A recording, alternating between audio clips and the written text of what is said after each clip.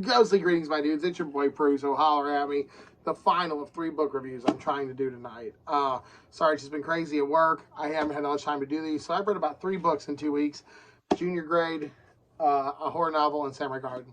Samurai Garden I gave a 5 out of 5 to. It's a short coming-of-age story about a kid learning how to paint and coming of age in 1930s Japan. It was beautiful, and it was short, and it was a fast read. Really good. And I also read T. Kingfisher's The Twisted Ones, a great scary horror novel. It just took too long to get there. I gave it a C plus. But this has been my favorite of the 3 books that I've read from the last time I did a review. Yeah, I know I'm knocking out of the park this year. I'm doing a little audio, a little physical, and honestly, I'm watching a lot less TV. There's my TV right there. I honestly don't even turn it on every day anymore. I try to read an hour to 2 hours a day, an hour before work, an hour after work. And that means I'm blowing through some novels, especially with some of the stuff I'm reading being so short. It's awesome. But The Stars Did Wonder, Darkling by Colin Malloy. Colin Malloy, I did not know this, but was a guitarist from the band The Decemberists. So if you're into that, great. Check this out. This is marked as junior fiction also. So, oh my God. White Castle. Whew. I apologize, sorry. But, back to the book review. This is kind of like a Stranger Things vibe. There's this old abandoned cave on the Oregon coastline, and one of the kids is having visions, and they're waking and digging and waking up an evil ancient monster. So it's Stranger Things. It's Lovecraft meets Goonies, and I instantly fell in love with it. I loved this so much. It is a very quick read. It's 350 pages, but the book itself is not as tall as a normal book. It's not as big, so the pages, you just burn through this. It's like 330 pages. It honestly feels like 250 pages. I burned through this in a day. It was amazing. I really enjoyed it.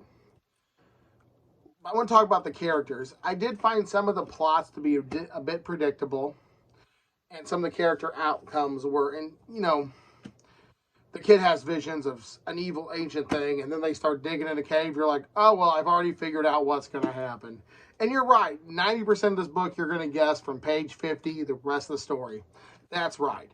But the Oregon coastline, the Stranger Things vibe, and the fun teenage characters giving each other shit was amazing. Also, they referenced a lot of old music and movies. Well, I don't know why this book was described as junior, because they're talking about aliens, The Thing, Stone Temple Pilots, music and movies from the late 80s and early 90s that I don't think kids today would know about unless their dad just likes to complain about music in the car while driving.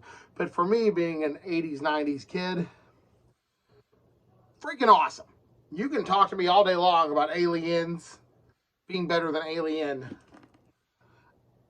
I don't agree, but I'll hear you out because they're both amazing. And they do that in this. They talk about comics. And when a kid used to get sick and has visions, they bring him Conan the Barbarian comics. Who doesn't love Conan the Barbarian? That's basically the main fiction character I based all my fantasy role-playing off of. I love Conan to death. The writing on this is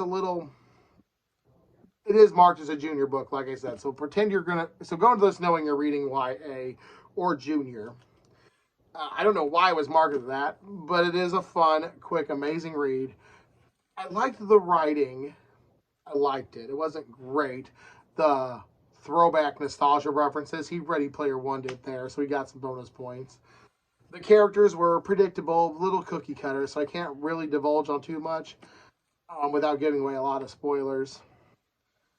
The story, the plot was totally something out of H.P. Lovecraft, so 100% love the story. So with a great plot, okay characters, and writing that honestly hooked your audience right away with a nostalgia reference, I gotta give this, even though this was my favorite book, I'm gonna give it a B plus, which is below Samurai Garden, because that's just a masterpiece. That's very well written, very well described, and awesome.